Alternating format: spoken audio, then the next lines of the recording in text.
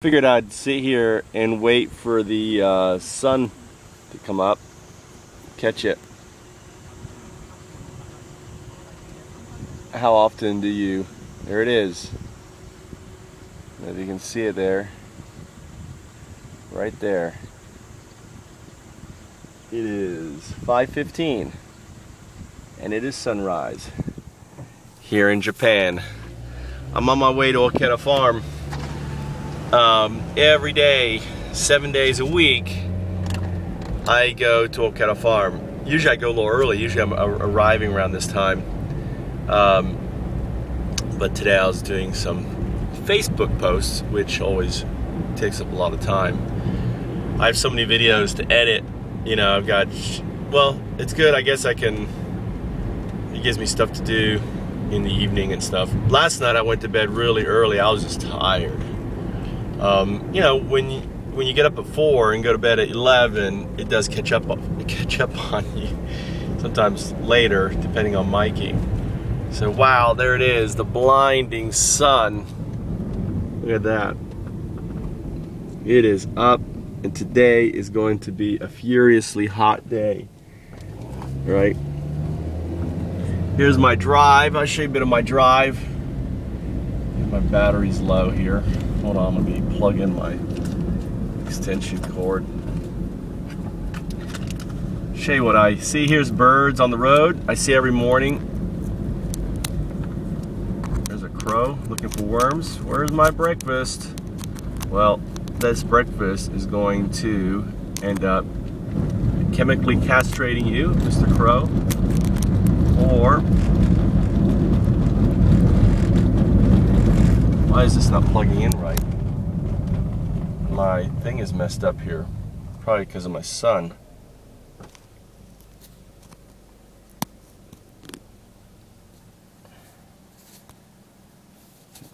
Doesn't like it's plugging in okay. Well, maybe it is. Alright, well, we'll assume that it is. And there's to give you another glimpse of the sun here. August 1st. This is August 1st. A new month. A new set of pictures on Facebook. And a new month of adventures.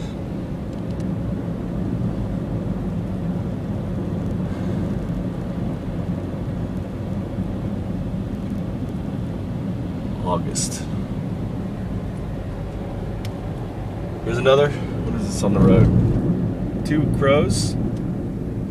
Two crows. Oh, that isn't. That's a crow and a kite. The kite they're following the kite right there. Chasing the kite down the road. Right there. He's right above me. Really fortuitous. He's gliding. Staying up with him. Here's someone working on their field. Yasui ne. Ohazaimasu. Ganbatte ne. Old lady. I kind of scared her. She kind of jumped. There's the kite. I said yes, osoi. Osoi mean early. She's out getting her work done before this sun, the burning sun. It was over 35 degrees. Here's another bird. This is it's a crow, again, getting chemically castrated by eating toxic worms. Worms that basically they put down. Japan is the #1 pesticide user in the world. And you see stuff like this here, right here, this is Roundup. Someone's put Roundup all down here, Roundup. So this is where the worms are. They come out and go, oh look, they've been eating on Roundup, and they go, oh wow, here you go, all Roundup. See all that dead grass? That's Roundup, probably, that they're buying. And ultimately Roundup promotes the creation of estrogen and reduces testosterone. So what they're doing is they're killing the birds in a more evil way, because they're just not having, you know, offspring. And there was a great video and talk on, if you can look this up, pesticides or herbicides and chemical castration. Just YouTube that. And there's a researcher who's done quite a bit of study on this. He talks about it. Here's this big black obelisk, which I have no idea what it is, but it was done by the Rotary Club. I wonder who's buried in there. Or maybe it's not done by the Rotary Club, but interesting obelisk. Usually I see lots of birds here on the roads because the roads are still warm, and it attracts earthworms that have been digesting earth soaked in herbicide and pesticide, or work their way up out of the field on the side of the road, and which then get consumed.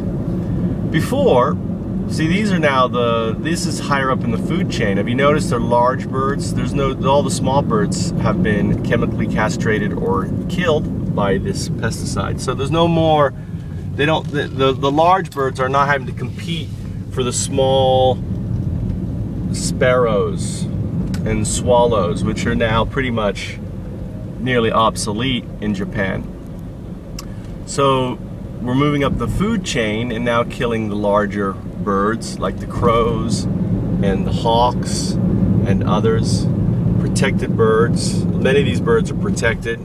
So here's another hawk sitting right there looking. I don't know if you saw that. Here's a little like a sparrow. Little sparrow. There are some sparrows out there. They're not all gone, and they would rebound if we'd stop using pesticides. They would rebound. They would come back, I hope, if it's not too late. There's the blinding sun. You know, showing you my way. Someone else out in the garden early in the morning. This is the time to be out there.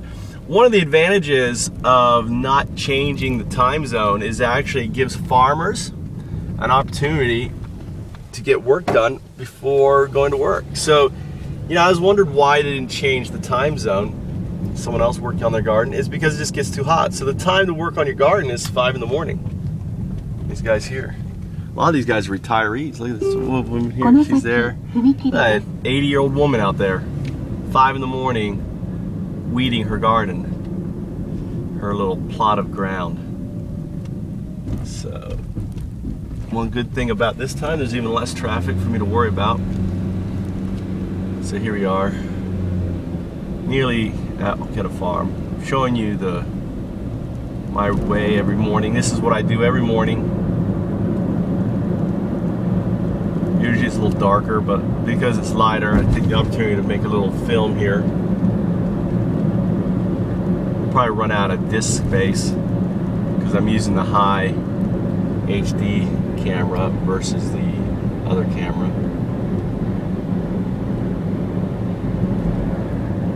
I'm going 80 miles per hour now. It's 80 kilometers. It's only about 60. Here's another crow on the road picking up worms. Just saw him pick one up. He's dodging traffic.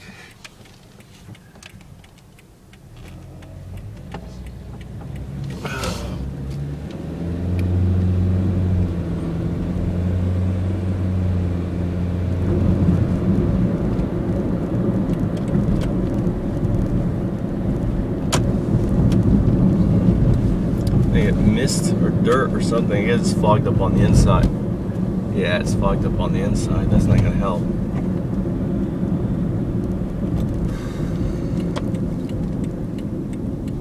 Yeah,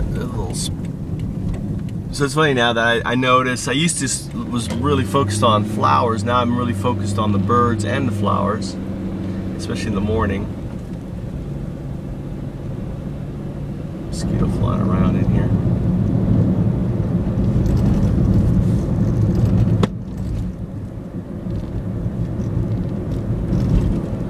nearly there.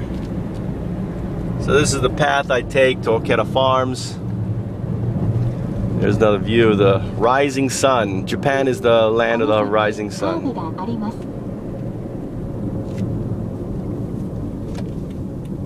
I like these mirrors. In Japan, they have mirrors here so you can actually see the traffic. Like this is a little bit of a blind corner. Ah, they're starting to flower. That's the yellow flowers, which I thought was later in the season. I guess it was August last year.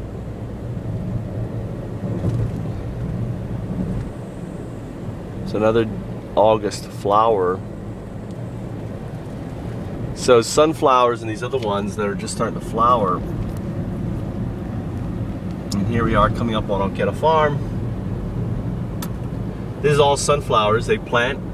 They're all gonna flower here. This is why having bees on Okera Farm is actually really good, because bees will have access to all these flowers. And one of these fields right across from them, I believe it's this one here, is theirs.